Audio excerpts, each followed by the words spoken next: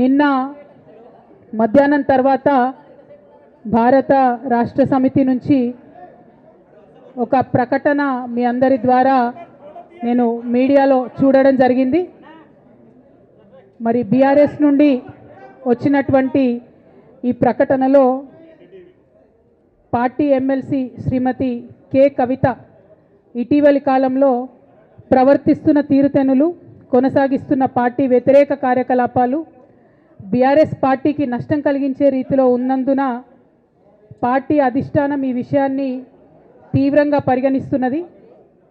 Party అధ్యక్షులు Shri K Chandrashekar Rao గారు శ్రీమతి K కవితను తక్షణం పార్టీ నుండి సస్పెండ్ చేస్తూ నిర్ణయం తీసుకున్నారని చెప్పి మరి నాకు ఒక ప్రకటన నిన్న టీవీల ద్వారా అందుకోవడం జరిగింది. మరి నేను పార్టీ నుండి వచ్చినటువంటి ఈ లేఖలో ప్రత్యేకంగా 2 అంశాల మీద మాట్లాడదలుచుకున్నాను.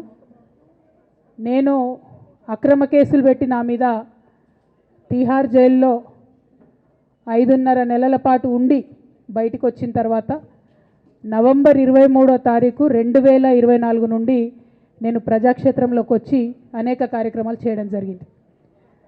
మరి నేను చేసినటువంటి పనులలో మొట్టమొదటిది ఒక బిడ్డ హాస్టల్లో చనిపోతే ఆమెను